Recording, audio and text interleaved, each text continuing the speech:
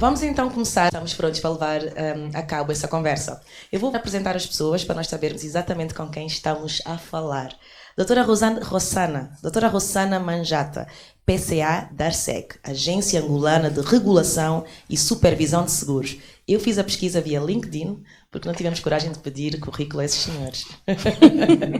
Então, lá no LinkedIn diz que começou como técnica dessa mesma agência nas áreas de supervisão e inspeção. Foi professora das cadeiras de contabilidade geral nas instituições de crédito da Universidade Metodista de Angola. Assume também no seu perfil do LinkedIn um comportamento DI que eu fui pesquisar e diz que é dominância e influência, com foco em resultados. Doutora, seja muito bem-vinda ao Conversas de Bolso. Obrigada, Lorinela. Bom dia a todos e é um prazer estar aqui.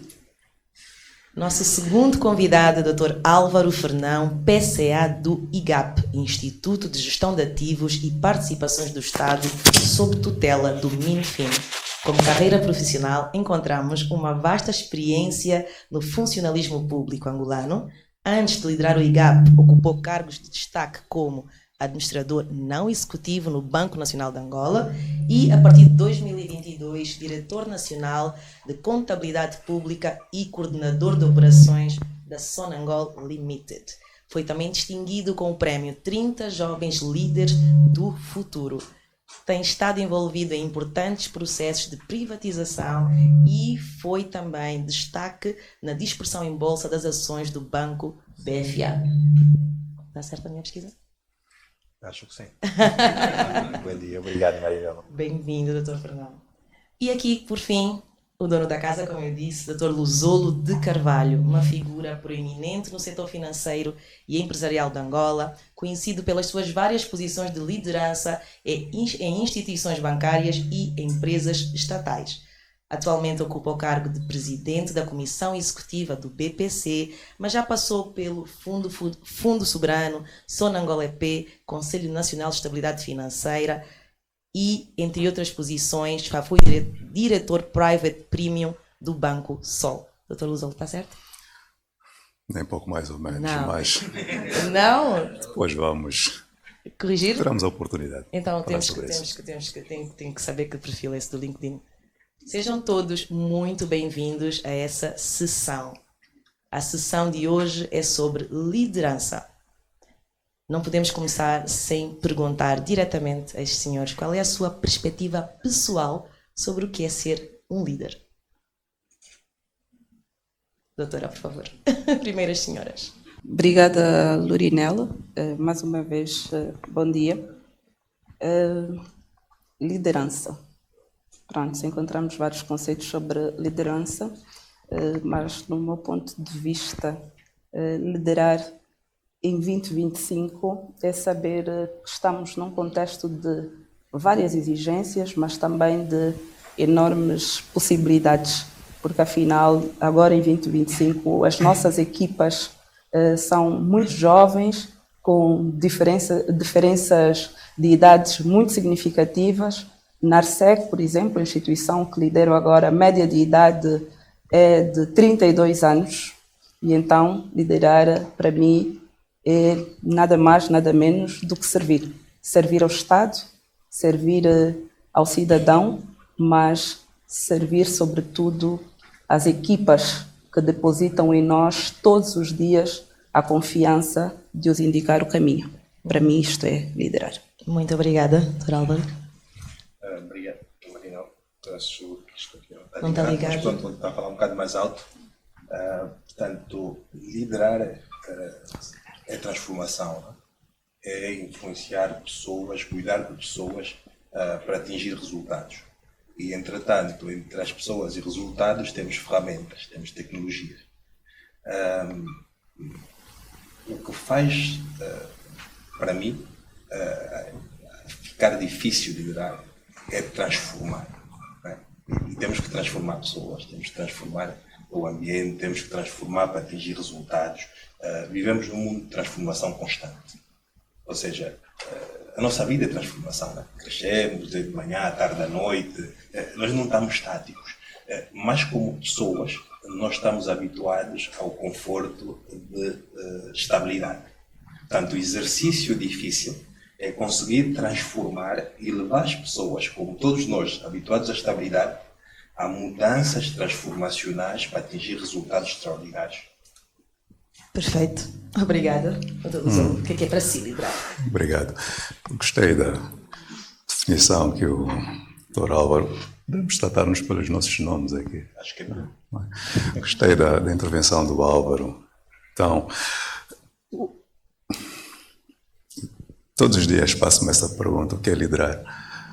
E não é só 2025, porque se perguntarmos aqui à plateia quem são os maiores líderes da humanidade, eles vão dizer provavelmente tem 2000 anos, não é? E parece-me que a liderança tem essencialmente 3 componentes. O primeiro é uma visão. Nós temos que visualizar algo e comunicar esse algo a pessoas que, se essa visão for corretamente transmitida, vão nos seguir. A segunda é o sentido de resultado. Nós não podemos fazer as coisas simplesmente por fazê-las. Temos que fazê-las porque estamos à espera de um resultado. E o terceiro elemento é, naturalmente, a empatia. E por quê? Porque qualquer pessoa que queira fazer algo grande vai ter que fazê-lo com mais pessoas. Ora, essas pessoas só farão o que elas têm que fazer e talvez até um pouco mais se forem compreendidas. E normalmente essa compreensão vem da empatia, ou seja, eu como líder tenho que ser capaz de me colocar na posição da pessoa a quem eu estou a pedir para fazer o que ela tem que fazer. E naturalmente nessas circunstâncias ajuda sempre ter feito aquilo que a outra pessoa está a ser exigida de fazer. E o que é que um líder não pode fazer? É exigir o que o outro não pode dar. Então, Marinela. Eu posso pegar nessa última deixa de exigir aquilo que o outro não pode dar. Não será também o líder que conduz as pessoas a fazer exatamente o que elas nem sabem que conseguem fazer? Agora estou a ser provocadora. Tem razão, mas quando eu digo que não pode fazer, é mesmo aquilo que está além das capacidades. E uma pessoa pode não ter capacidades, não apenas por serem intrínsecas. Um colaborador pode não fazer o que tem para fazer. Por exemplo, não tem as ferramentas próprias. Eu não posso pedir-lhe para datilografar um documento e não dar um computador, por exemplo. Eu não posso pedir-lhe para fazer cálculos matemáticos e não prestar atenção às suas necessidades de formação. Agora, quando todas essas condições estão reunidas, naturalmente é função do líder levar as pessoas a irem além daquilo que elas acham capazes de fazer. Muito obrigada, Dr. Luzolo. A minha próxima questão tem a ver com... As lideranças são um pouco questionadas quanto mais público for o setor, né? Os tais jovens, que não é só a média de idades dentro da ARCEG, é também do país, questionam muito as lideranças que estão à frente de instituições, principalmente as que são públicas. Como é que se lida com isso e o que é liderar neste contexto? Começa por mim? Dr. Álvaro. Pois, eu tenho aqui 2 temas, não é? Não só lidero um conselho de administração de uma entidade pública, mas que cuida de mais de 80 empresas públicas ou de capital público. Portanto, aqui há 2 camadas, não é? O escrutínio é ainda maior, porque nós estamos a cuidar daquilo que é de todos nós. As empresas de capital público, as empresas públicas, o próprio IGAP, que cuida das privatizações, que é então passarmos todos os ativos do Estado para a mão dos empresários privados, para ter mais eficiência, obviamente, claro, também recebermos dinheiro nesta venda, mas sobretudo gerar mais empregos e ser mais eficientes, não é? Pois temos que cuidar das empresas e extinguir as outras. Portanto, estamos a mexer com tudo o que é aquilo que é do povo. Portanto, o escrutínio é maior, os jornalistas estão em cima de nós, o povo está atento para saber o que é que nós fazemos daquilo que é deles. Temos o Tribunal de Contas em cima de nós, temos claramente um acompanhamento político daquilo que nós fazemos, então o escrutínio é bem maior naquilo que fazemos todos os dias. Isso constitui uma pressão para a liderança, claro, não é? Temos uma pressão constante de todos estes stakeholders que têm expectativas sobre o trabalho que fazemos. E depois, ainda assim, temos que cuidar e interagir com todas as empresas à volta, porque tudo o que elas fazem depois também tem reflexo no nosso trabalho. Ou seja, quando há uma notícia sobre a empresa A, B ou C, também recebo e as perguntas vêm para mim também. Então, o que é que se passa nesta empresa? Então, por que dizem isso? E muitas vezes eu tenho que responder. Então, mando para o PCA da empresa e pergunto o que é que se passa e depois respondo e recomendo controlar a narrativa e tudo isso, né? Portanto, há grande expectativa e cobrança do público em geral, do jornalismo, de quem nos lidera e tudo mais, né? E isso cria uma pressão adicional ao que se espera de nós e aquilo que nós temos que entregar. Doutora? Obrigada. Eu estou a chamá-la Lorinela porque a conheço por esse nome. Não, E então está difícil voltar ao Marinela. Não, é igual. Obrigada. Permitam-me antes voltar aqui à resposta do Luzolo sobre liderar. A Lorinela, na minha apresentação, referiu que eu sou dominante e influente. Eu entendo que para liderar é preciso saber e conhecer pessoas. Quem não gosta de pessoas, quem não conhece as pessoas, não pode liderar. Porque nós não lideramos programas, nós lideramos pessoas. E é importante que na atribuição das tarefas do dia a dia, nós possamos saber quem é quem, para que essa pessoa possa responder de forma assertiva. Eu sou dominante e influente, que significa que eu sou muito voltada para resultados e adoro pessoas. Gosto de relação com pessoas. Apanhei um susto quando entrei para essa sala porque não sabia que o contexto do podcast era este, mas eu gosto de pessoas. E então é importante saber que este meu colaborador é influente e então vamos dar mais tarefas relacionadas a pessoas. Se ele é mais conforme, vamos dar mais tarefas de detalhes. Se ele é mais estável, vamos dar tarefas que envolvam tempo, mas que têm que chegar de uma forma perfeita. Se é dominante, então é para dar desafios para fazer já e agora. Para liderar é preciso conhecer pessoas, porque muitas das vezes os resultados não chegam porque nós não temos as pessoas certas nos lugares certos.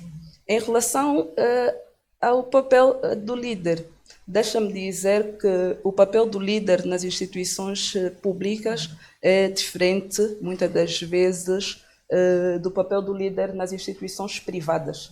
Por quê? Porque o impacto de uma decisão minha enquanto líder de um regulador afeta todo o ecossistema. E o meu papel lá, enquanto líder, é garantir o equilíbrio. Porque, por um lado, eu tenho como fim último a salvaguarda do interesse do consumidor. Nós existimos para garantir que as decisões das seguradoras sejam tomadas de forma equilibrada, sempre com foco no tomador, que é o consumidor, mas, por outro lado, nós precisamos de garantir o crescimento saudável do setor. E o líder está sob escrutínio o tempo todo.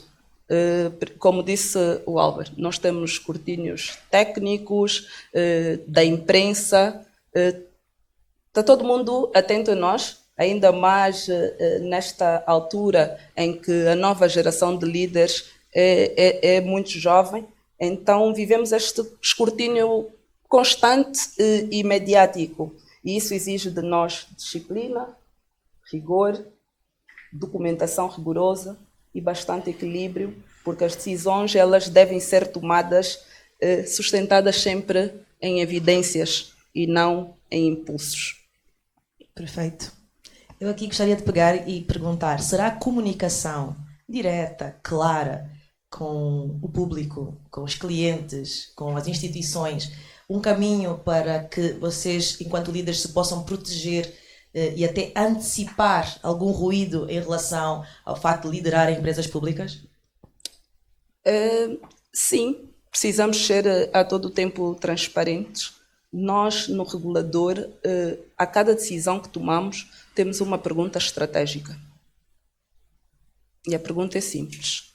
Isto aumenta a credibilidade do mercado?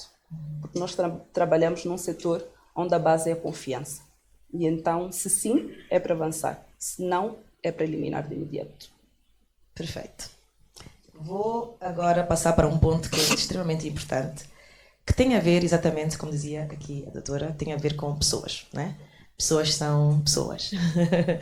E também é dito, de alguma maneira, que quando falamos da alta liderança, pessoas com características fortes, com alguma atitude mais dominante, são, ou sentem-se, melhor dizer assim, afastados ou de alguma maneira controlados demais, o que obriga que se transformem naquilo que as lideranças supostamente preferem, que são pessoas obedientes. Isso é verdade, doutor Luzolo?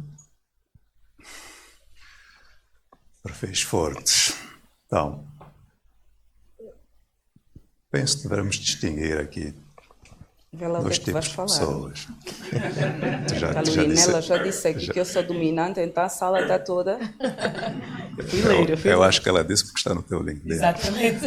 Então, penso que devemos distinguir dois tipos de pessoas. É a pessoa dominante que produz resultados, porque nós estamos aqui para produzir resultados, e a pessoa que não produz resultados.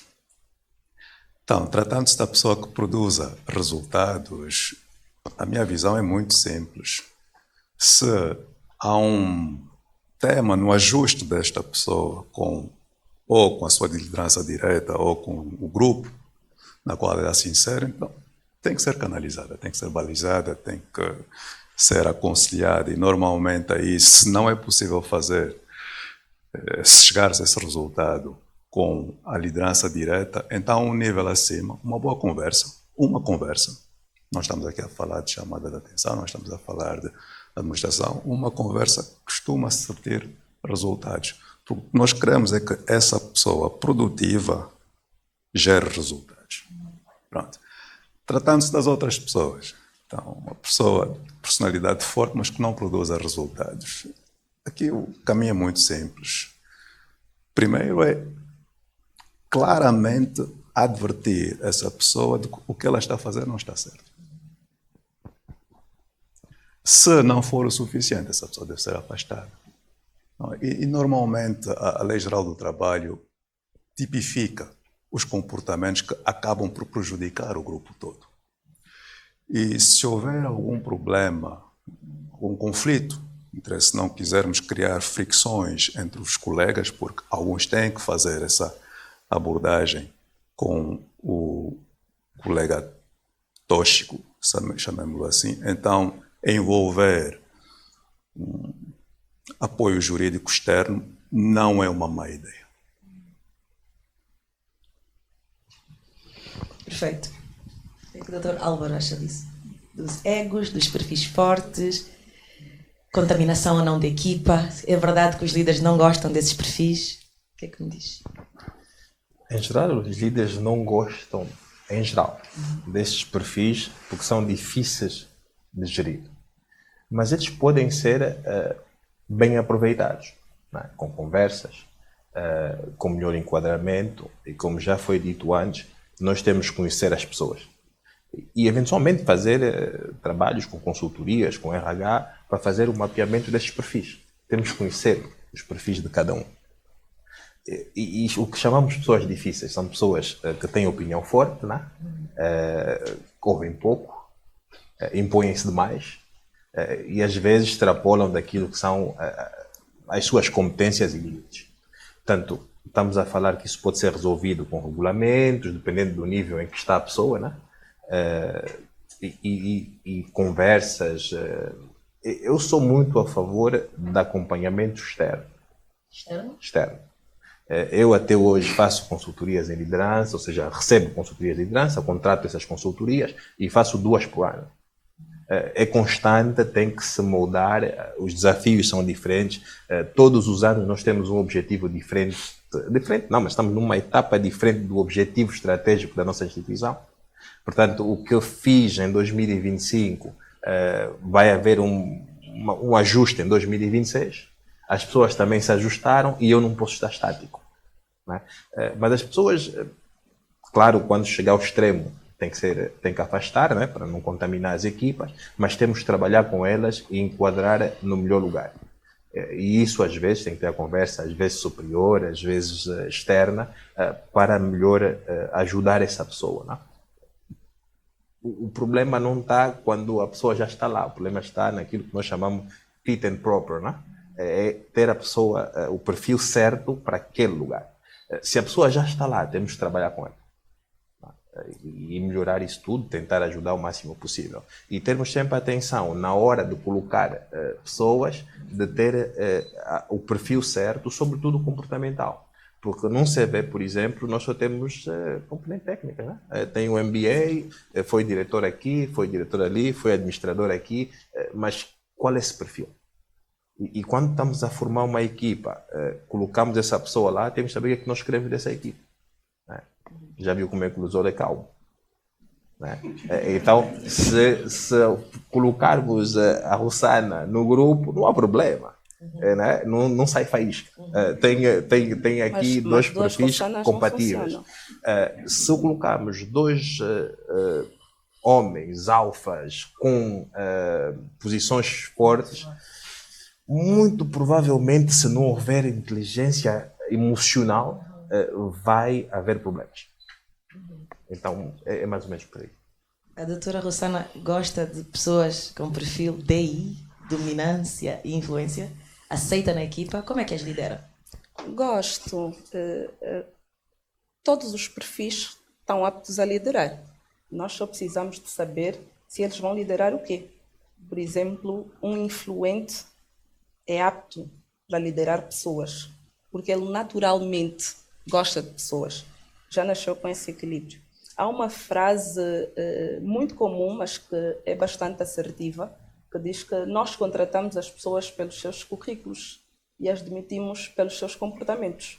Porque a partir do currículo profissional não é possível saber que, apesar do Lusolo ser calmo, tenha o perfil adequado para exercer aquela função. Mais uma vez, lembrar que nós gerimos pessoas. E gerir pessoas é o exercício mais delicado de toda a liderança. Gerir pessoas é o exercício mais delicado de toda a liderança. Parafraseando aqui um líder anterior que tive, o Dr. Aguinaldo Jaime, dizia-me sempre: se vocês soubessem o que custa mandar, vocês preferiam era mesmo obedecer. Porque nós não gerimos o organograma da empresa. Nós gerimos pessoas, gerimos emoções, gerimos expectativas, gerimos inseguranças, gerimos ambições. E todos os dias o líder tem de estar apto, independentemente de como se levantou, para fazer essa gestão de expectativas. E, obviamente, como em todas as equipas, nós temos egos positivos e egos negativos, né? Os egos positivos, eles são inovadores e nos levam mais rapidamente a atingir os resultados. E os egos negativos, aqueles colegas que o Lusolo chamou de tóxicos, são aqueles que querem brilhar sozinhos. Nós temos isso em todo lado. E o papel do líder é, a todo tempo, tentar transformar este brilho individual num brilho coletivo.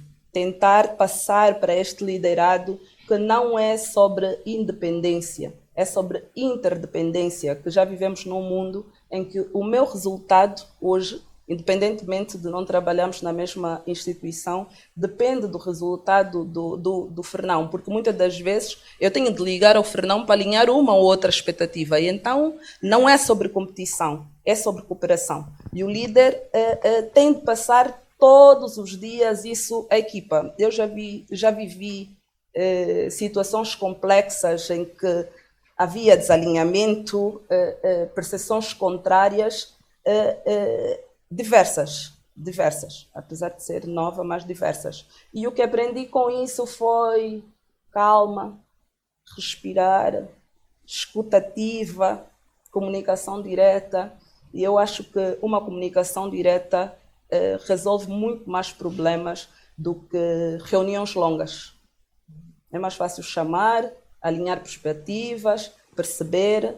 Eu também faço a semelhança do Álvaro. Até hoje faço terapia, tenho psicólogo, tenho PT no ginásio, tenho coach em liderança. Todos os dias o líder tem de se predispor a treinar-se a si mesmo, porque inteligência emocional é isso, né?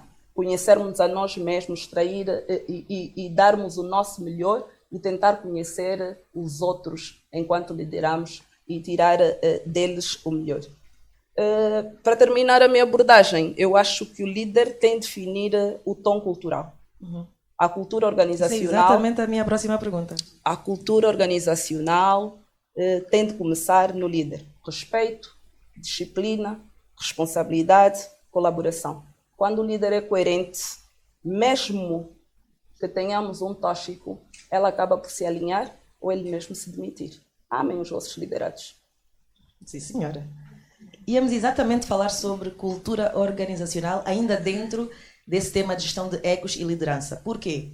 Organizações têm um tom, né? Às vezes a forma como comunica, a cor que se usa, a forma como de alguma maneira os líderes se apresentam, tende a definir o tom. Mas também, às vezes, o líder não combina com o próprio tom da empresa, por ser ou mais agitado, ou diferente, ou mais calmo, ou mais irreverente, não é? Qual é o papel que vocês acham que tem o líder na manutenção, gestão e proteção do tom e da cultura organizacional que está definida para aquela empresa, para não ser redundante? Dr. Luzolo, por favor. Começamos por mim. Sim, sim. O papel do líder é decisivo. E, voltando ao que nós falamos sobre as pessoas tóxicas, vamos chamá-las assim para não complicarmos o discurso. Muitas vezes elas resultam de um ambiente tóxico. Ambiente tóxico é esse que muitas vezes também é causado pela liderança. Mas que às vezes não trazem da organização onde estão. Já vem assim. O que eu tendo a Está a haver a dominância, né? O que eu tendo a compreender, mas ainda bem, vais animar este debate. O que eu tendo a compreender é o seguinte, é que nós tendemos a conformarmos com o ambiente no qual estamos. Ambiente esse que normalmente é criado pelas lideranças. Isso a qualquer nível. Então, se estamos num ambiente tóxico que gera pessoas tóxicas, se uma liderança vem, impõe-se e muda o tom, e aqueles que naquela altura eram marginalizados, estavam nas margens porque, apesar de todo aquele ambiente tóxico, elas não conseguiam ser contaminadas. Porque tinham princípios que eram diferentes, mais fortes do que aqueles que a média exige. O que vemos é que, quando o tom muda e esse grupo pequeno de não contaminados ganha massa crítica, eles tendem a vir para o centro. E aí, aos poucos, aqueles que lá estão, aqueles que viviam, criavam, promoviam um ambiente tóxico, têm que abrir alas e acabam por ser literalmente centrifugados. Ou seja, o esforço da liderança em endireitar os comportamentos acaba por ser facilitado pela cultura que ele gera e a tal massa crítica de pessoas que querem ver as coisas avançar. São essas pessoas que vão acabar por expulsar aqueles que um dia faziam parte do tal ambiente tóxico. E o líder tem que criar esse tom. O líder não pode, isto é bastante comum, piscar à esquerda e entrar à direita. Aí estamos a criar incoerências. As pessoas não podem dizer, mas olha, tu disseste isto, mas estás a fazer uma coisa completamente diferente. A partir do momento em que começamos a ter esses sinais contraditórios, as coisas vão desandar. E não há aqui outra forma de vermos essa situação. Vocês concordam? Em relação a qual é o papel do líder na definição ou proteção do tal tom que a empresa diz que tem. Porque às vezes a empresa diz que tem um tom e os liderados não concordam. E às vezes o líder é que é o tóxico, né? Pois, a toxicidade vai de todos os lados. Mas, se me permitires, eu acho, primeiro, o tom nas instituições que tenham um conselho de administração, o tom é do board. Depois, naqueles que têm diretor-geral, claro, é o diretor-geral. Mas sempre que for colegial, primeiro esse alinhamento tem que existir. E voltamos ao tema, né? Fit and proper. Como é que escolhemos esse board? Tem boards muito mais eficientes que outros. Outros muito mais problemáticos do que os outros. Portanto, começa como é que formamos as equipas. E ter coerência de cima para baixo é importante. Porque só conseguimos transmitir o tom da empresa, da instituição, organização, se houver essa coerência aqui em cima. Depois, voltamos ao tema. Será que as pessoas vestem a camisola, sim ou não? Se sim, trabalho já feito, ainda bem, vamos então transformar. Né? Todos os dias, trazemos coisas novas e vamos fazer para atingir os resultados. Se não, tem então as outras opções, que temos que fazer os tais team buildings que vemos por aí nos LinkedIns e nos Instagrams cada vez mais frequentes, as caminhadas de grupo que vemos todos os fins de semana na Marginal, as conversas, o window marketing, as equipas de comunicação precisam comunicar claramente, internamente primeiro e depois externo, estes valores que as pessoas vistam a camisola, para tentar alinhar as equipas. Agora, tem um tema que a moça disse bem, expectativa de pessoas. Né? Nós podemos chegar e temos um plano estratégico, até consultamos e todo mundo concordou, mas as pessoas têm expectativas, as pessoas precisam de motivação para se alinhar. Não é só porque o Álvaro diz, bom, agora a instituição vai funcionar assim. E vão olhar para mim e vão dizer, ok, está bem, e por quê? E eu vou mover nesse sentido, o que eu ganho com isso? Né? Eu estou aqui, ganho salário de qualquer modo, saio às 15. Se eu não me mover, não acontece nada. Então, precisamos criar esses incentivos e mostrar claramente por que vestir a camisola é importante e vai nos levar a alcançar os objetivos de forma mais eficaz. E nisso tudo, qual é o incentivo do grupo? Né? Enquanto grupo, não de uma pessoa, de uma outra. Claramente que possamos não conseguir alinhar o grupo todo a promotores e a detratores, e sempre esperemos que os detratores sejam abaixo dos 5%, né? Uma média aí, um bocadinho abaixo, pronto, vamos gerir esses 5%, mas a maior parte precisa ser promotor dessa cultura. E uma instituição com cultura alinhada do board até embaixo, claro que vai vencer isso sem dúvida.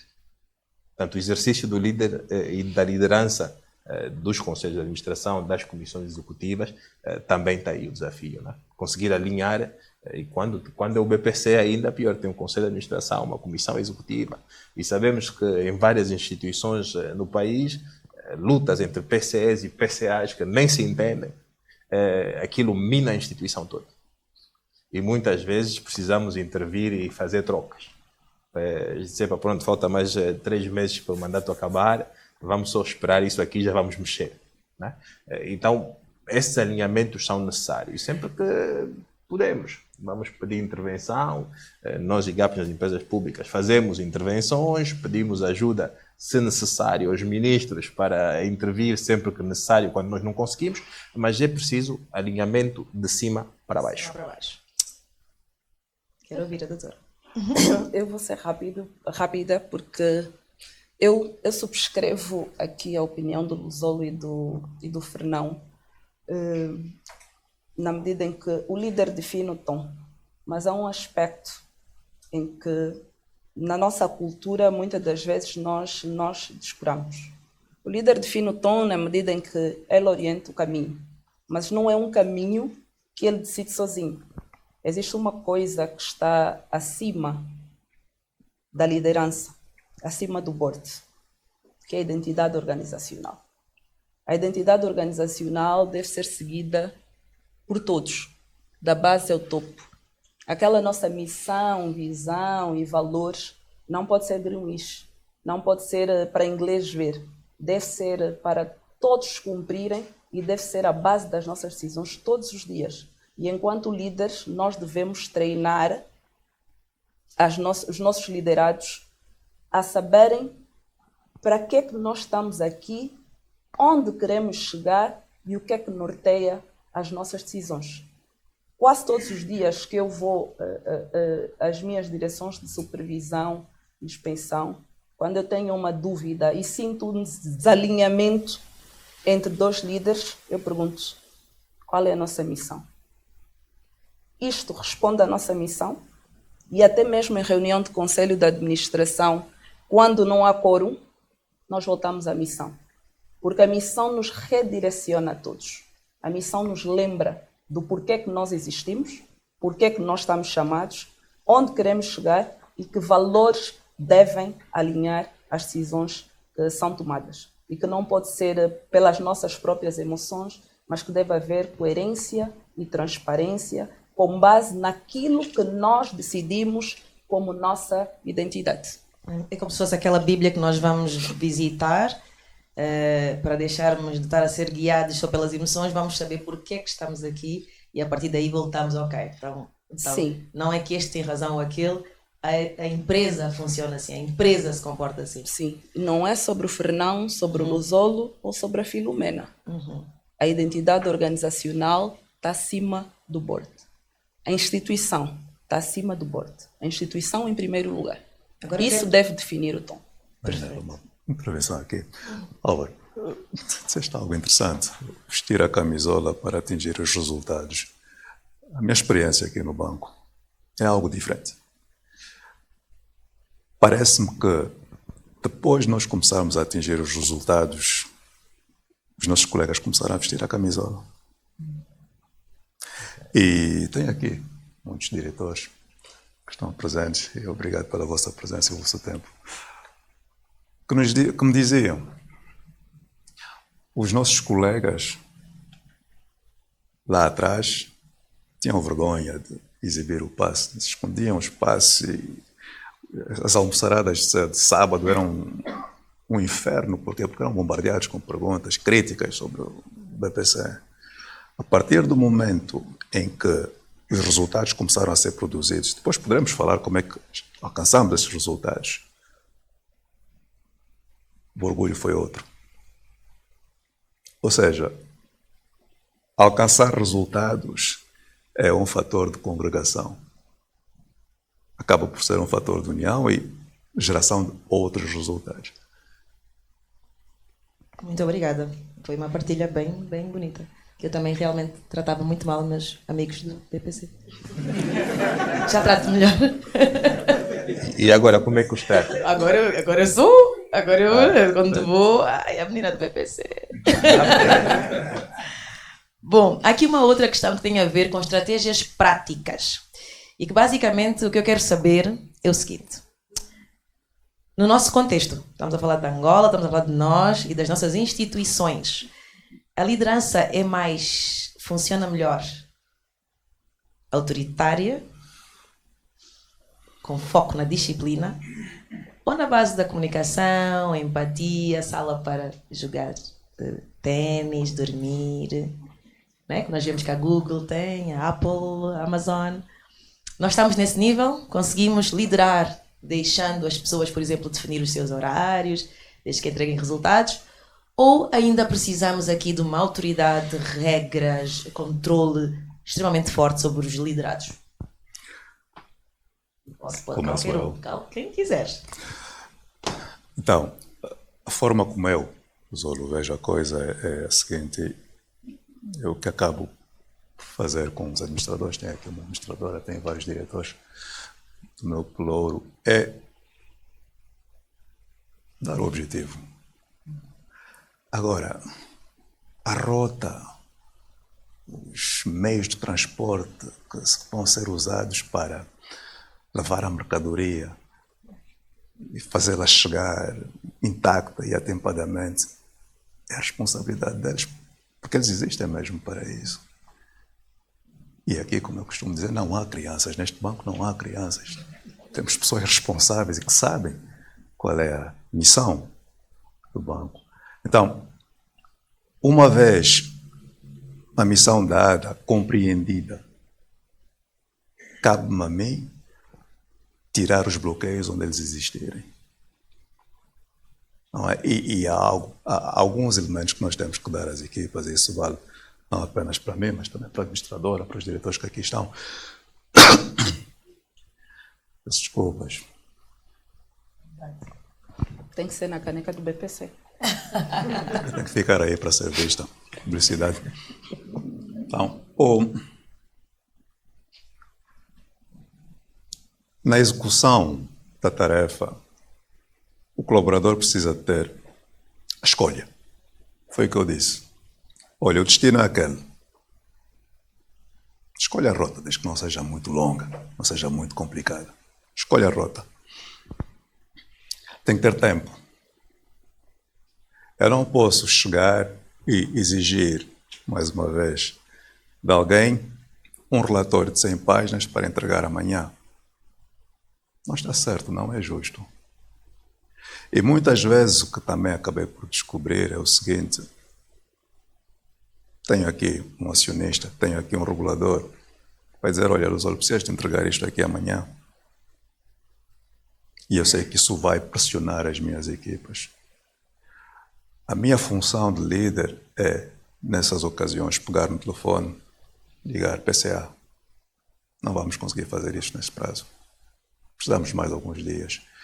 E, do outro lado, essa abordagem é simples. Porquê? Porque eu tenho pessoas do outro lado que estão sujeitos às mesmas limitações, às mesmas pressões e que entendem perfeitamente que nem tudo é possível fazer-se naquele momento.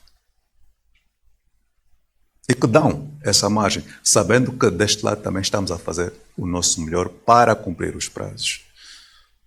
O terceiro ponto, e talvez seja também o mais importante, é o direito de errar. Se eu der uma missão a um colaborador e ele diligentemente tentar alcançar os resultados esperados e ainda assim cometer um erro, temos que ser magnânimos. E aí voltamos ao tema da empatia. Então, olhando para a contextualização, será que hoje em dia devemos ter uma liderança dura, férrea ou uma mais relaxada? Bom, os meus colegas têm uma ideia de como é que eu lidero. Eu não me considero particularmente duro. Não sei se isso surte resultados, pelo menos a longo prazo, mas também não sou inofensivo. E parece-me que, à medida que a organização vai amadurecendo, também temos, ou podemos ter, um relaxamento das lideranças. Também há maior confiança de parte e de outra, certo? E quando temos essa confiança, aí então podemos chegar à conclusão que acabou de dar Google ou outras empresas, particularmente as tecnológicas, em que, olha, João, Pedro, Maria, eu não estou preocupado se tu vens, não vens, o que me interessa é que amanhã, às 8, entregues o relatório concluído, sem erros, com aquilo que eu te pedi. No nosso contexto, mesma pergunta. Autoritários ou flexíveis, relaxados, como dizia aqui o Dr. Luzolo? Dr. Álvaro, o que é que acha?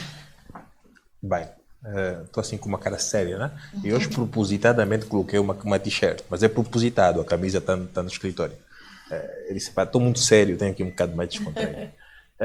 Eu acho que não precisa ser nenhum nem outro, né? Não precisamos ser ditadores, mas também não pode ser laissez-faire, né? Tudo tá bem e deixamos passar tudo. Mas aqui foram ditas duas coisas interessantes. Pessoas não são estáticas, e o outro, a liderança também não. O Zó acabou de dizer, pá, temos que ser flexível, depende do momento. Portanto, depende da maturidade. Maturidade da instituição, maturidade no momento certo. Vamos largar um bocadinho de vez em quando, apertar e largar e apertar. E dois exemplos práticos daquilo que é expectativa. Né? Há tempos alguém mandou uma mensagem e disse que o meu chefe está-me a medir com a régua dele. Eu disse, pá, essa senhora está-me a falar de quê? Pego o telefone e ligo, né? Que aprendi tarde, mas aprendi que às vezes ligar é mais rápido. E ligo e pergunto, então, mas o que é que se passa? Ah, não, mas está-me a exigir isso, eu não tenho tempo para fazer, e como é que vamos resolver? Está bem, mas qual é a prioridade? Epa, tudo para ele é prioritário. Assim é complicado. Está bem, deixa-me então, eu vou intervir, vou chamar a pessoa e vamos definir prioridades para ele também te dar prioridades. E ficou resolvido, né? Então o problema agora é nós estamos a medir os outros com a nossa própria régua. Estamos a exigir à pessoa as coisas que não são execuíveis no tempo que deve ser feito. Mas também nós temos pressão, né? Eu vivo sob pressão toda hora. Tem que preparar esse documento, tem a comissão interministerial das privatizações e agora temos que andar atrás dessa privatização. Olha, aquela empresa precisa de capitalização, temos que encontrar dinheiro, ali precisa de avião, aqui precisa de turbinas, aqui precisa... todos os dias, né? E às vezes, como líder, o exercício é como é que nós vamos gerir isso sem repassar a energia, né? Energia não se cria, não se perde, se transforma. Então nós precisamos receber essa energia, transformar antes de passar. Porque se passarmos só aqui a 350 volts, lá embaixo queima. Né? Então é essa tal régua. Né? E então não precisamos ser nem um nem outro. E apertar ou largar um bocadinho depende da maturidade, do objetivo, do estágio em que estamos nesta cultura, no desempenho. Né? E claro, eu prefiro sempre recuar e dizer faz. Tá? Faz e dê-me resultado no tempo que nós falamos. Passou o momento, está a chegar a data e não estou a ver nada, vamos então conversar. Né? E ver aqui o que é que falta. Às vezes é uma ligação. Hoje de manhã, antes de vir para aqui, chamei alguém e disse, o sistema já está. Não, o sistema falta pagar uma licença da Microsoft. Mas essa licença é cara. Não, 1 milhão e poucos de kwanza. Mas o que é isso? Estamos aqui há 2 meses e é um problema de licença de 1 milhão de kwanza. E lá ligo para o homem lá da tecnologia. Diz, não, doutora, resolvemos já hoje. Deixa-me ver aqui, se calhar já temos isso. Uma ligação, as pessoas não falam. Então o problema às vezes não é exigir mais, exigir menos. A comunicação não está fluida. Né? As pessoas não conversam. E eu que disse, olha, falta mais algum tempo, liga. E diz, preciso de mais 2 dias, posso? Ah, tranquilo, posso. A pressão de conta do setor empresarial público recebe ligações e mensagens todos os dias. Estamos atrasados, precisamos mais de 5 dias. Está bem, tranquilo. Posso escrever? Não precisa escrever. Está bem, eu já tomei nota, vou avisar a equipa que estamos 5 dias atrasados. Professora Rossana, é mais com a dominância ou é mais com a influência para liderar? A liderança é situacional. Nem tanta flexibilidade, nem tanta dominância. Depende do momento. Há momentos que exigem de nós mais dominância e há momentos que exigem de nós flexibilidade. E o segredo, mais uma vez, está em conhecer as pessoas a quem demos tal tarefa. Porque temos diferentes tipos de colaboradores na instituição. É importante que na organização, cada um saiba qual é o seu papel. Eu faço questão de dizer às equipas quem é quem.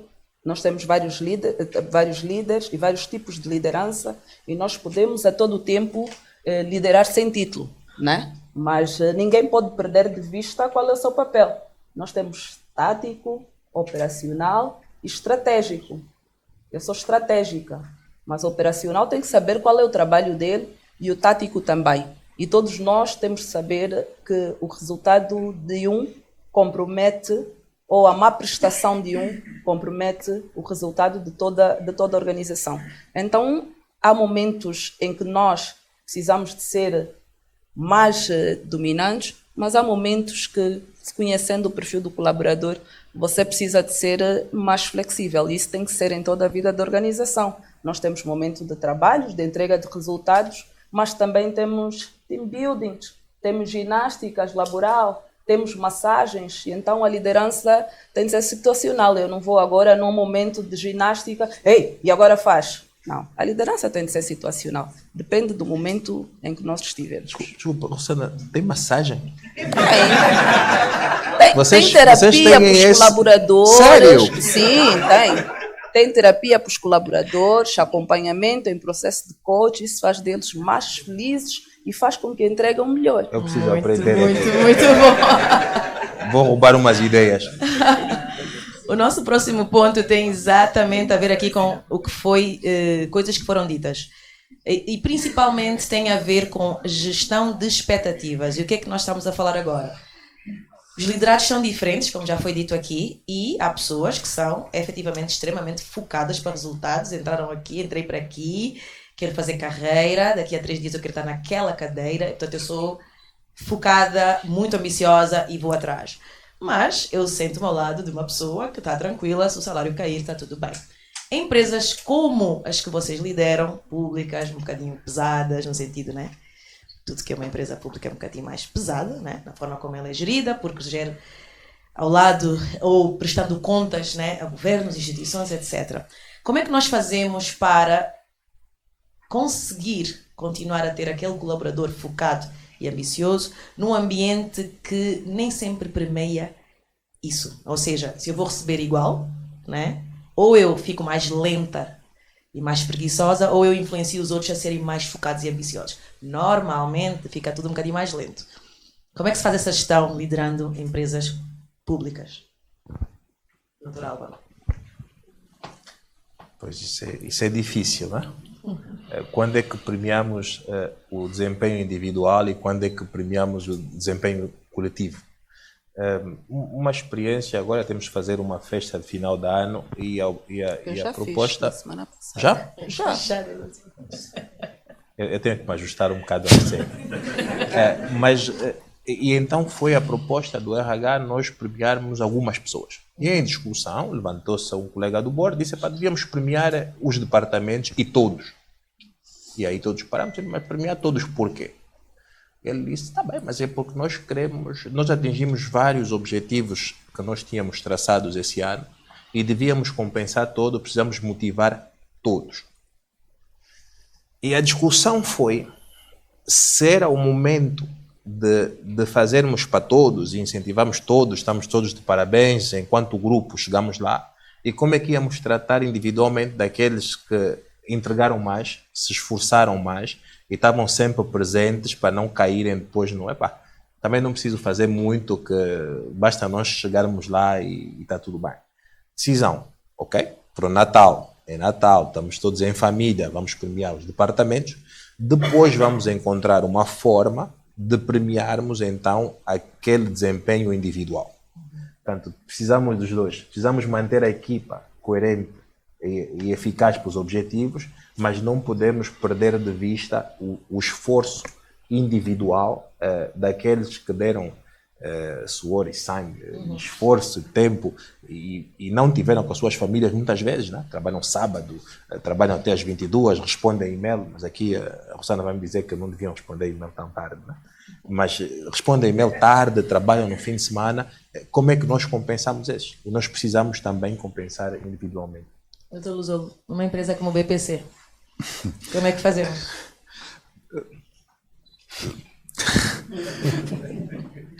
Cuidado com o que disseres. Vai te comprometer aqui com os teus diretores. Estão todos a ouvir. O banco não está na mesma situação que o IGAP e Carceg. E, naturalmente, tenho que contestar aquilo que disse sobre as empresas públicas. O Álvaro tem outras experiências. Nós aqui, podemos dizer, temos 19 concorrentes diretos e outros tantos indiretos. temos 900 mil clientes ativos que acabam por ser os nossos fiscais no dia a dia. E além desses clientes, temos outros, são clientes do sistema bancário. Por exemplo, quando um cliente da concorrência pega no seu cartão e vai fazer uma operação, um caixa automático do BPC, um ATM do BPC, se alguma coisa por algum motivo não correr bem, e digo por algum motivo porque neste momento os nossos caixas automáticos são dos mais eficientes da praça, ele vai reclamar. Então, isso obriga-nos a ser eficientes e hoje, consigo dizer isso com toda a vontade, e graças às pessoas que aqui estão, nós temos uma máquina extremamente eficiente, que em muitos aspectos supera aquilo que os nossos concorrentes do setor privado fazem.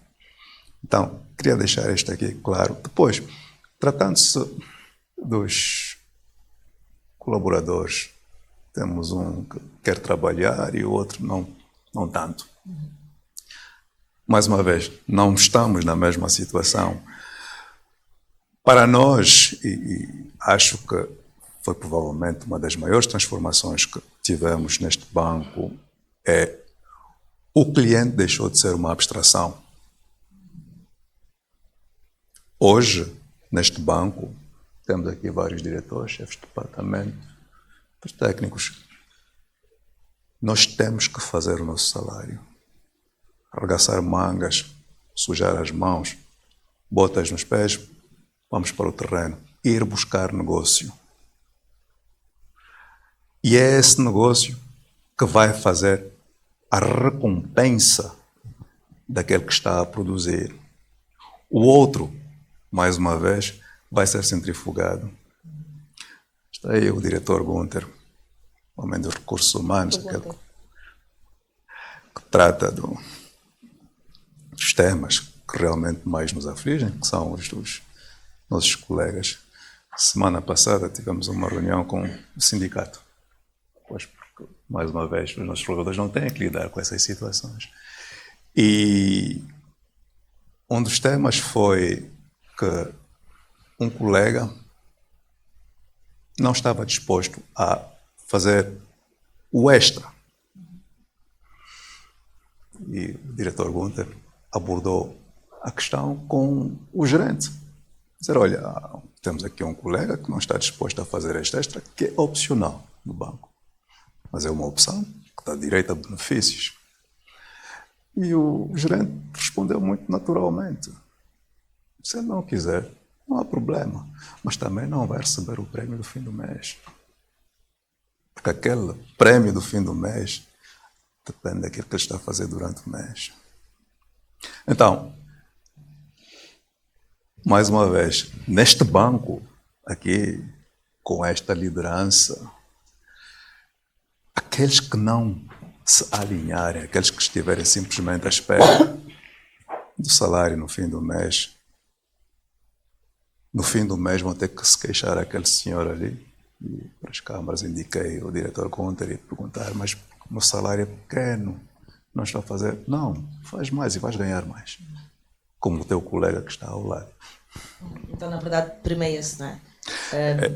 Valoriza-se. Foi uma das principais transformações que nós tivemos neste banco. Nós premiamos quase tudo. Quase tudo. Então, e é isso. O cliente já não é mais uma abstração.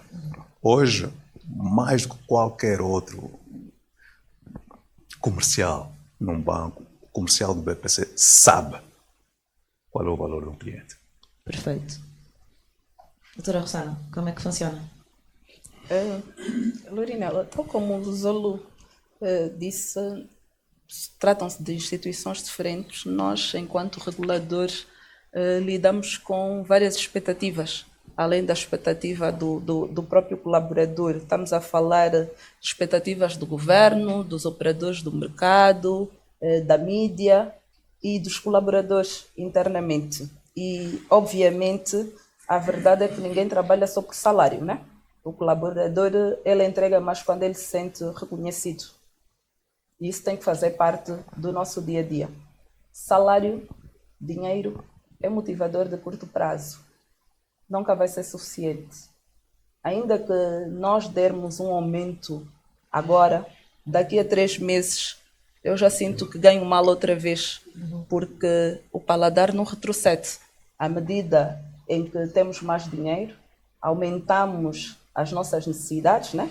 Teoria de Maslow, aquela que aprendemos. Aumentamos as nossas necessidades e salário é motivador de curto prazo.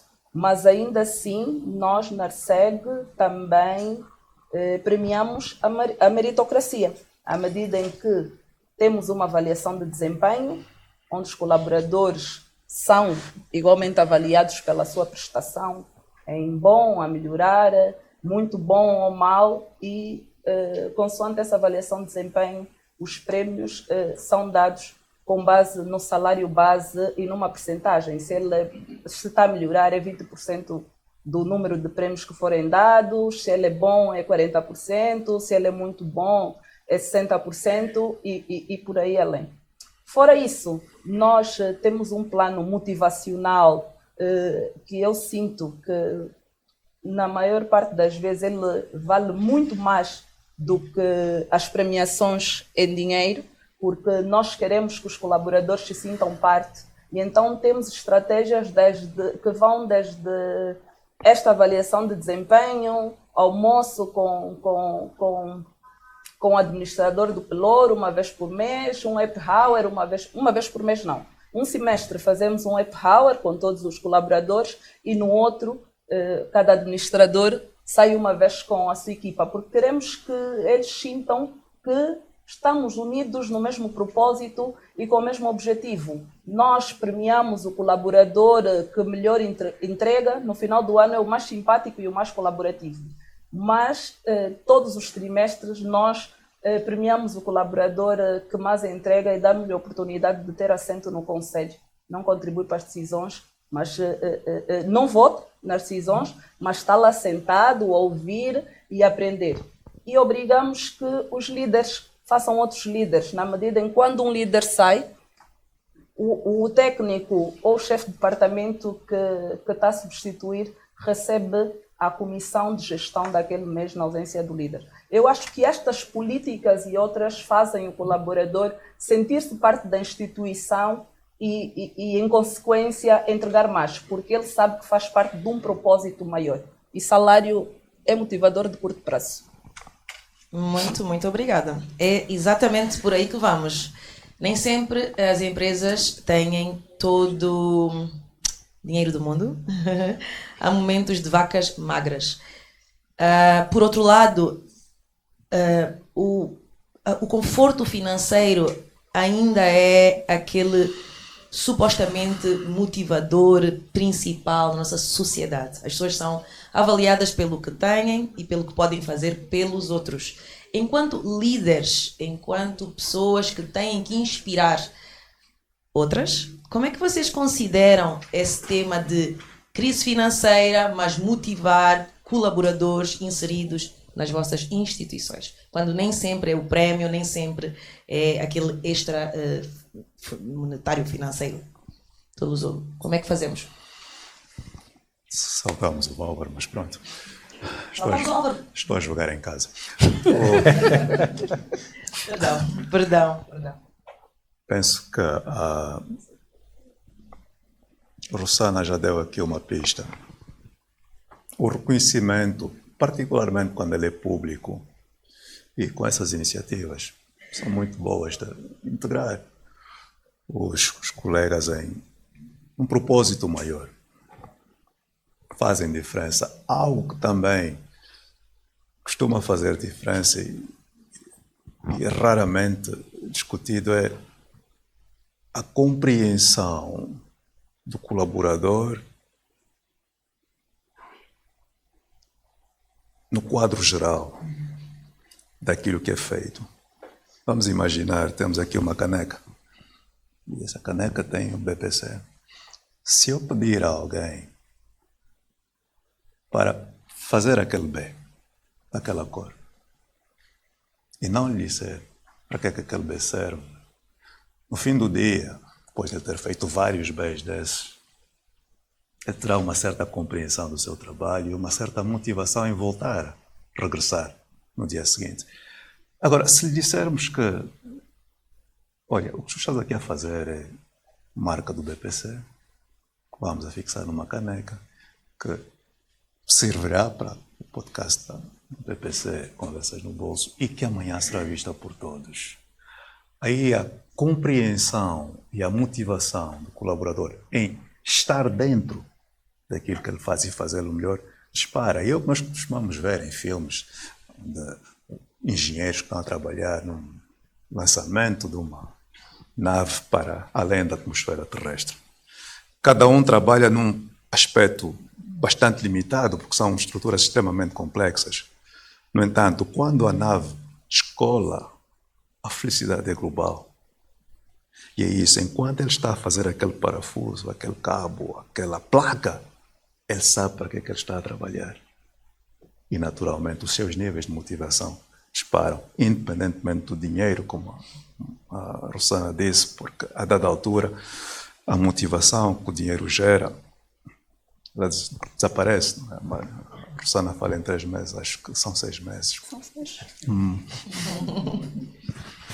Eu vou então passar a palavra aqui ao Dr. Álvaro e vou até voltar à pergunta porque é extremamente interessante, que é, primeiro, como é que nós fazemos para manter o espírito ambicioso dos ambiciosos, sem se deixarem contaminar pelas pessoas que simplesmente estão ali para passar o tempo ou ganhar o seu salário, e em tempos de crise, como é que fazemos para motivar as pessoas para além daquilo que elas podem ganhar ou obter de financeiro.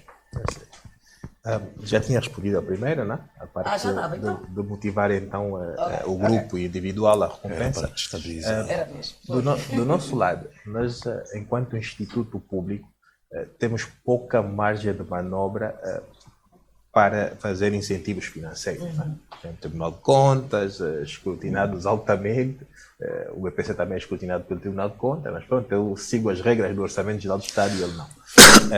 E as regras são apertadas. Então, não tenho como instrumento de motivação, mesmo que for para 6 meses ou 3, poder dar mais dinheiro. Ou seja, o salário da função pública é tabelado, eu não posso decidir agora que vou pagar mais 200, 300, 400 mil contas a alguém. Então, isso não é uma ferramenta que eu tenho. Certo. E voltamos, então, precisamos motivar e dar visibilidade, pelo menos interna, das recompensas. Todos esses trabalhando para um propósito maior. A nave tem que descolar, né? A nave tem que ir, o satélite tem que ficar na órbita. Quando conseguimos isso, ficamos todos felizes. Portanto, celebrar juntos, motivar, acompanhar, transmitir o propósito. E são atos que precisam estar aí, cada colaborador conta. Tem aqueles que dizem, nunca vi o PCA. Nunca o PCA nem me cumprimentou. Já ouvi isso. O PCA nem me cumprimentou, sabe o meu nome. Às vezes esqueço de alguns nomes, isso é a minha cabeça, mas sim, de forma geral, conheço o nome de todos. Então, as pessoas precisam sentir parte dessa família para contribuir mais. Não é? E essas pequenas recompensas, publicarmos aniversários, uma coisa que eu preciso fazer, às vezes esqueço-me de deixar para ir cumprimentar quem fez anos. Eu consigo fazer, o BPC não consegue, tem 2.000 pessoas, eu só tenho 68. 3.400. Não vai conseguir. Eu só tenho 68, 4 andares, portanto consigo e devia começar a fazer, e acho que vou começar já a fazer a partir de 1 de janeiro. E são essas pequenas coisas de reconhecimento, das pessoas se sentirem valorizadas, que fazem com que elas sintam parte de um propósito maior e contribuam mais, não é? Quando não conseguimos dar dinheiro. Mas dinheiro para as pessoas é importante, né? Agora as pessoas precisam fazer compras e acaba, e as pessoas precisam pagar escolas e às vezes está um bocadinho apertado, dá sempre um jeito, mas não é o fator primordial da motivação, também estou de acordo com isso. Portanto, quer acrescentar? Sim, Dorina, eu acho que os colegas já disseram.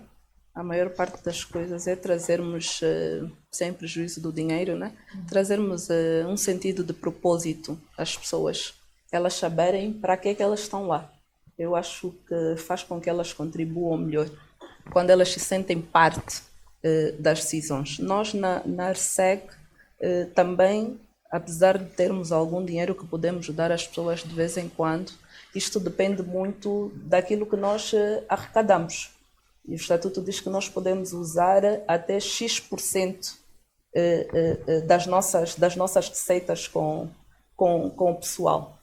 Mas há outras formas de fazer, né? Como já disse aqui o Álvaro. Nós também temos o aniversariante do mês, todo final do mês. Também publicamos o aniversariante. O Lusolo tem 3.400, né? Trabalhadores. Eu só tenho 100, então eu deixo mesmo, tenho 110. Deixo, dou um beijinho, ou peço para chamar o colaborador. A foto dele passa no WhatsApp o dia todo. No dia do aniversário, como dizem os meus filhos, é o melhor dia de sempre. Não se trabalha. De 3 em 3 meses o colaborador tem um dia para resolver problemas, para não estar a pedir para ir tratar bilhete de identidade e etc. E estas pequenas medidas fazem dar sentido de pertença. Eu tenho na minha agenda toda quinta-feira, Lusolo, tu não vais conseguir fazer isso, toda quinta-feira, 1 hora, para receber os meus colaboradores e ouvir as suas questões pessoais. Toda quinta-feira, 1 hora. É necessário inscrever-se, obviamente, mas é importante tirar esse tempo na agenda, porque a nossa vida toda é sobre pessoas. E, mais uma vez, lideramos pessoas. Aliás, peço aqui permissão para falar sobre a minha crença, mas o maior mandamento de todos os tempos é amar a Deus acima de todas as coisas e ao próximo como a nós mesmos, né? E o nosso próximo é aquele que passa mais tempo conosco. Nós ficamos 8 horas no trabalho. E nós temos crises a todo o tempo. O BPC tem crises, nem sempre tem lucros, nem sempre tem dinheiro naquele mês, nem sempre atinge os resultados. As lideranças têm crises e crises, não estamos só a falar de crises financeiras, mas entendo que o que diferencia um líder do outro não é o facto de ter crises ou não, porque, aliás, somos chamados para resolver problemas, é a competência de futuro. Todos aqui estão para resolver os problemas. Se vocês não estão para resolver problemas, não servem para liderar. E então o que nos diferencia não é a capacidade, não são as crises, é a forma como nos posicionamos diante das crises, porque podemos ter as mesmas condições ou diferentes e nos portarmos de formas diferentes. O que prevalece mesmo é o impacto que geramos na vida dos nossos liderados e como o fazemos. Muito obrigada. Foi muito importante termos tido aqui soluções concretas, né? Formas alternativas que funcionam e que fazem as pessoas terem então tal sentido de pertença e que vai muito além de receber um prémio financeiro no final do mês. Estamos aqui a nos aproximar do fim e não podemos ir para o fim sem falar de ética. Às vezes é só uma palavra.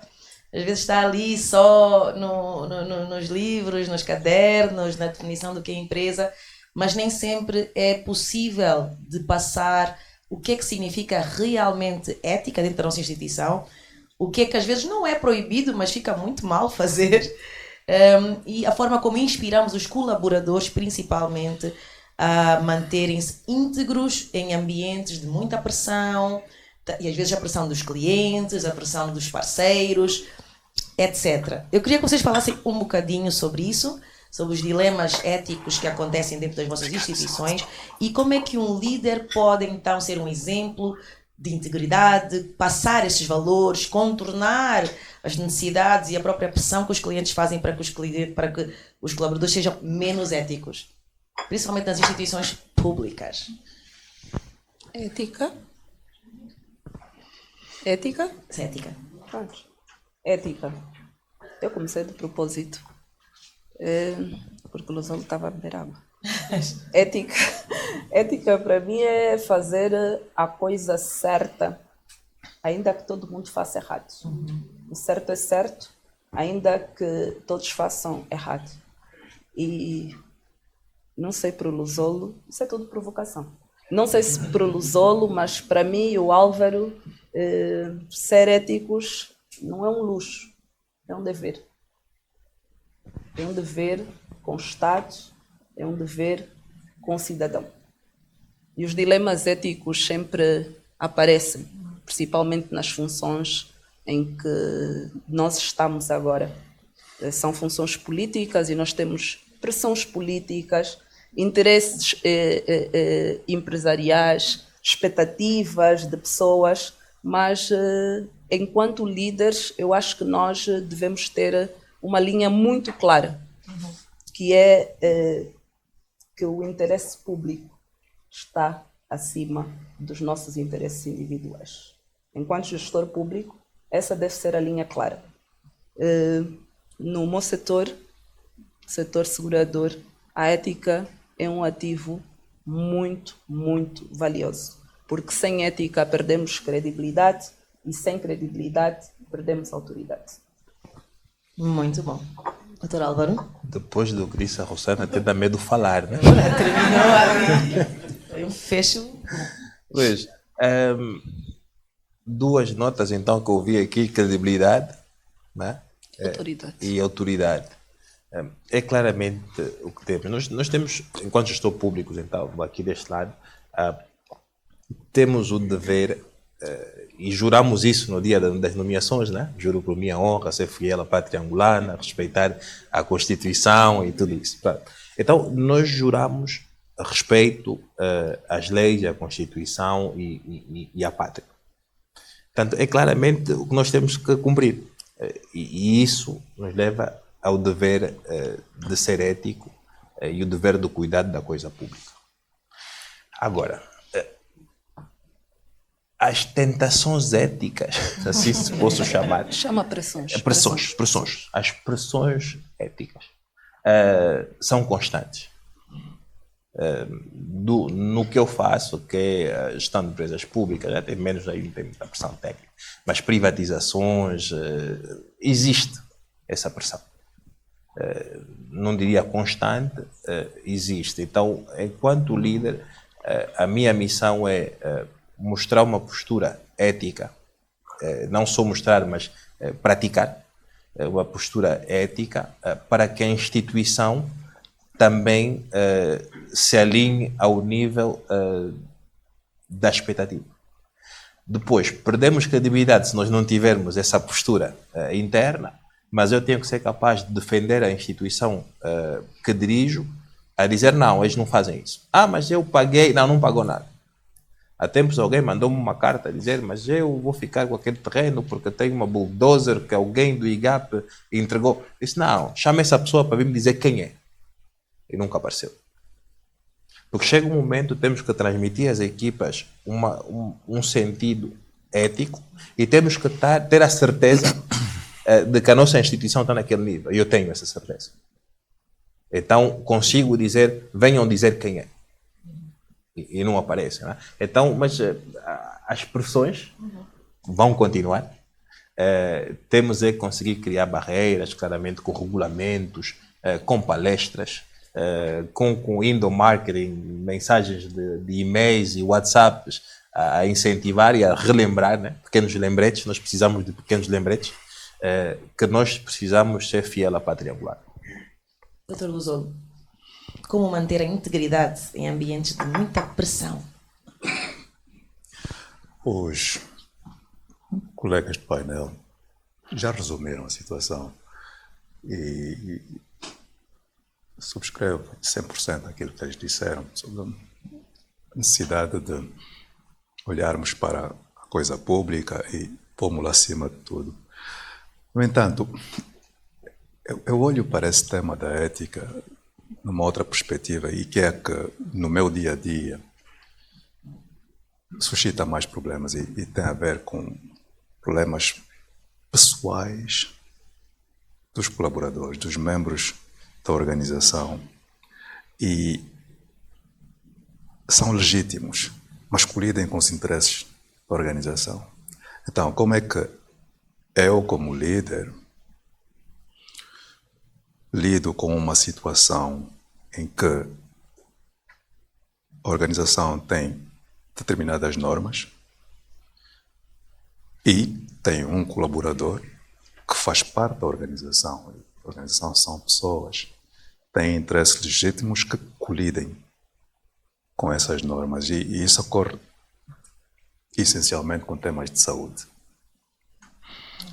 mais uma vez, provavelmente depois vamos ouvir aqui algumas histórias do diretor Gunther. Muitas vezes a Rosana tem sorte, ela pode dedicar uma quinta-feira para receber os colegas. Eu recebo pedidos dos colegas todos os dias. E às vezes mais do que um por dia. E é impossível, simplesmente, reservar dia ou uma hora para gerir esses temas. Então tem que encontrar estratégias para fazê-lo.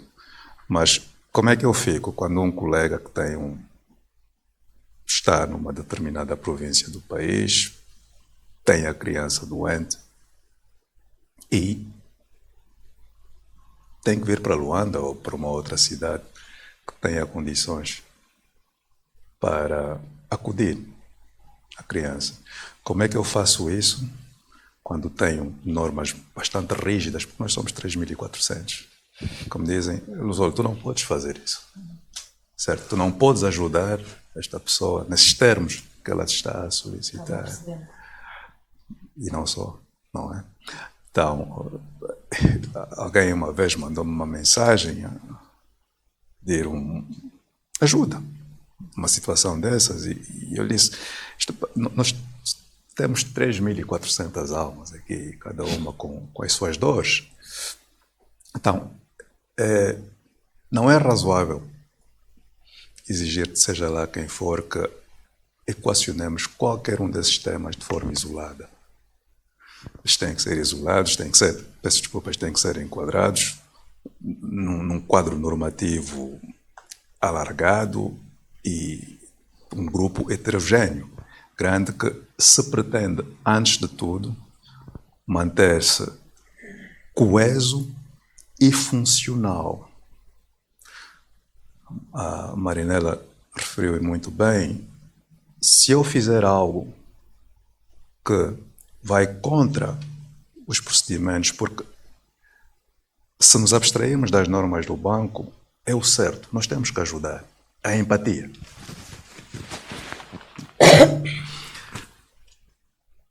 Crio um precedente, eu abro um precedente e tudo se sabe. Então, por que que, neste caso, o Luzolo fez isso e naquele caso não o fez? E, em alguns casos, nos mais extremos, o que tivemos que fazer, neste caso, e mais uma vez estamos aqui a raciocinar como é que lidamos com temas realmente éticos, tendo ultrapassados que dizem respeito aos fundos públicos, é que tivemos que alterar procedimentos para manter a coerência e conciliar as necessidades do negócio e a ética. Muito obrigada, Dr. Luzolo. Nós estamos aqui na nossa reta final. Antes de abrirmos as perguntas ao público, ainda vou perguntar aqui a equipa técnica se ainda temos esse tempo. Temos.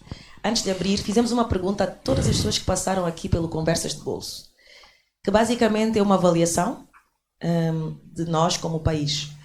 Estamos nos 50 anos da independência, quer dizer que estamos a ficar grandinhos, né? A nossa maturidade enquanto país também está a crescer.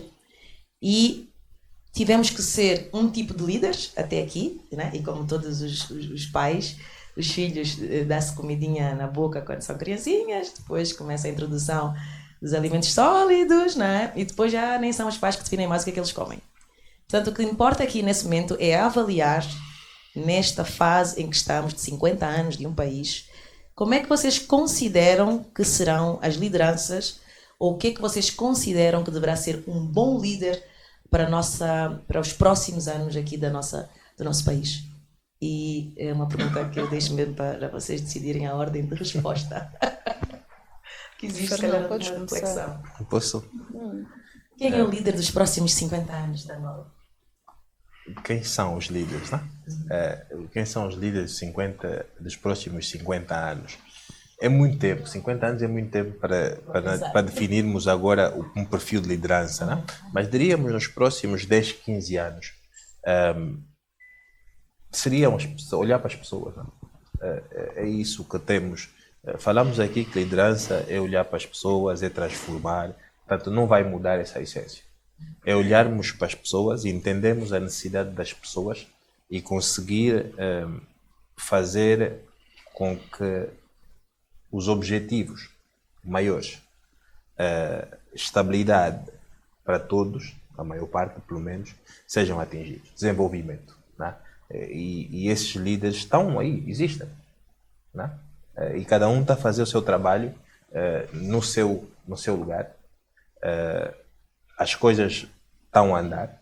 Né? E a juventude hoje, os mais novos, há bocado a Rossana disse, como é que estás aí nos líderes dos 40 anos? Estou. Mas eu ainda vi quando a TPA não abria antes das 15. Eu também. Agora vai explicar aos nossos filhos e nossos sobrinhos que isso aconteceu. Né? Não foi há muito tempo.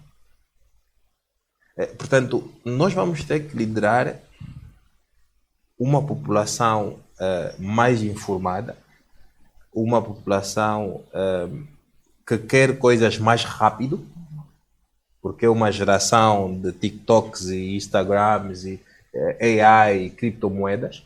Né? Enquanto temos a riqueza se faz devagar, ele diz, não, eu comprei criptomoedas e fiquei milionário em 5 anos, é o que ele vê no Instagram. Portanto, a expectativa vai ser bem maior para os líderes. Os líderes vão ter que ter transformacionais, visionários e rápidos na entrega. Porque a próxima geração que vai poder vai exigir resultados mais rápidos. Obrigada, Dr. Álvaro. Rossana, por favor. Obrigada mais uma vez, Luinela. O Álvaro falou aqui de uma coisa muito importante e eu vou parafrasear aqui o Dr. Cláudio Pinheiro há pouco tempo. Só para depois. Meu mentor de vida, o Dr. Cláudio. Ele que construiu com meus pais, pilares por pilar, de parte daquilo que sou hoje, principalmente da disciplina. Foi seu professor? Foi. O Cláudio foi professor de todo mundo. Foi. E há pouco tempo, quando eu perguntei, então, vista a minha nomeação para os 30 líderes do setor financeiro em 2025, ele respondeu, vi, e acho que na vossa geração há mais pessoas com vontade de fazer acontecer. E vontade de fazer acontecer é competência de futuro e temos que treinar os nossos filhos para isso. Mais do que as competências técnicas, hoje falam mais as chamadas soft skills. Vontade de fazer acontecer. Hoje nós temos muitos líderes com vontade de fazer acontecer, pelo menos na nossa geração. Se nós formos fazer um comparativo com 15, 20 anos atrás, os líderes eram mais técnicos. Em Angola, em concreto, este cenário tem estado a mudar. E então, no meu ponto de vista, 50 anos também é muito, mas daqui a 15, 20 anos, o futuro da liderança em Angola vai ser definido por líderes que unem rigor, humanismo, capacidade técnica, sensibilidade, visão e disciplina.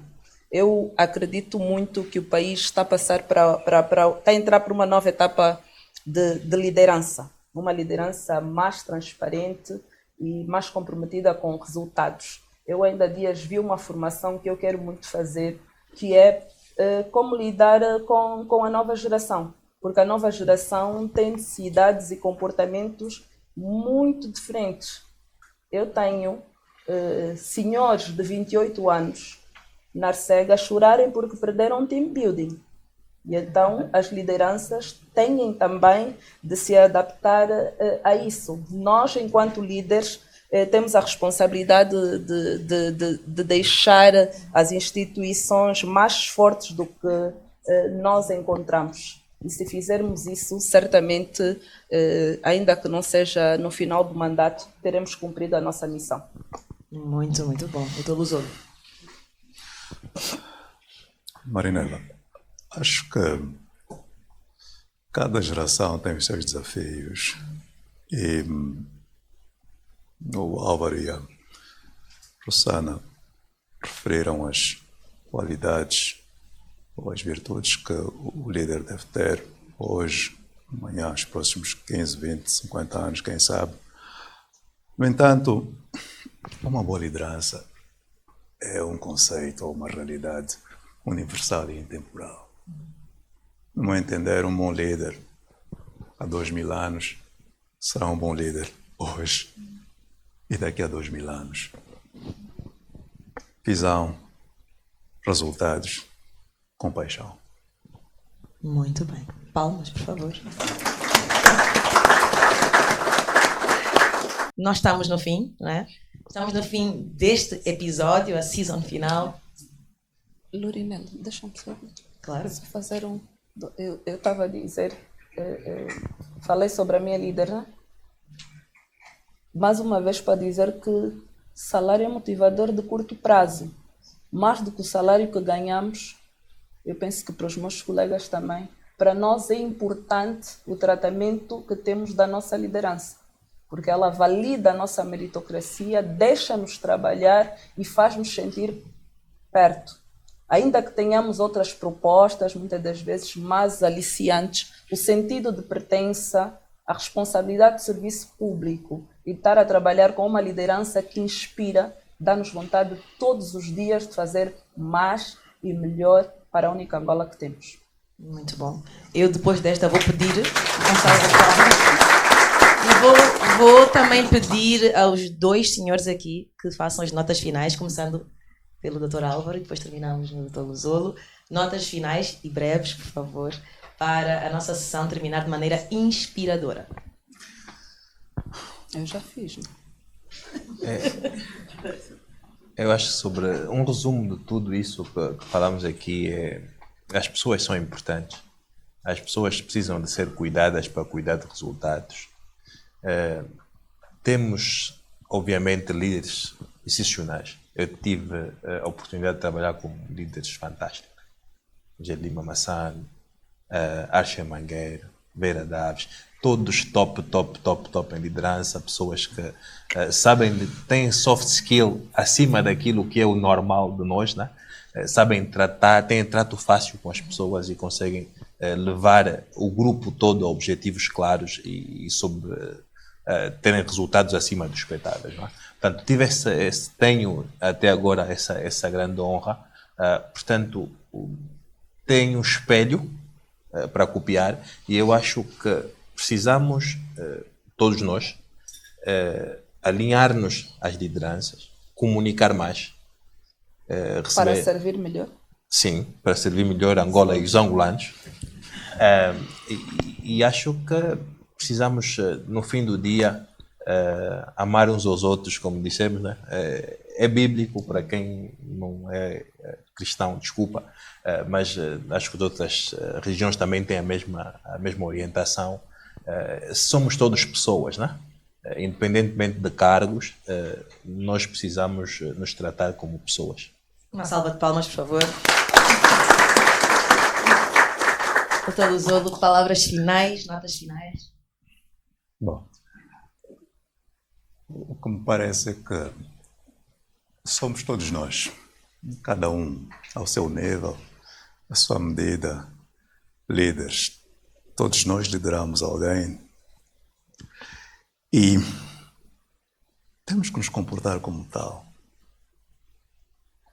Visualizar o que pretendemos na nossa vida,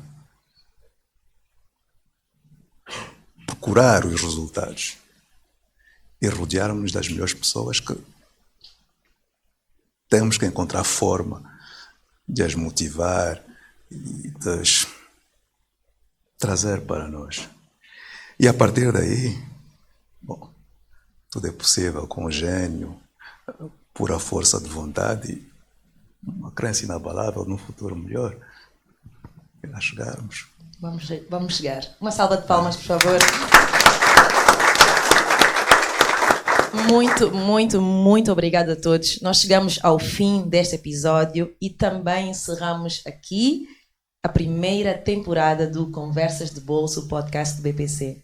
Como eu disse anteriormente, foi disruptivo vermos o BPC numa versão moderna, atual, digital, conversando com as pessoas, com especialistas, mas principalmente estando ao nível do público que pode assistir pelo YouTube, pelo Instagram, etc. Foi uma honra, em meu nome pessoal, Marinela Mendes, ter conduzido esta primeira temporada e agradeço imenso às pessoas que estão por detrás desta escolha.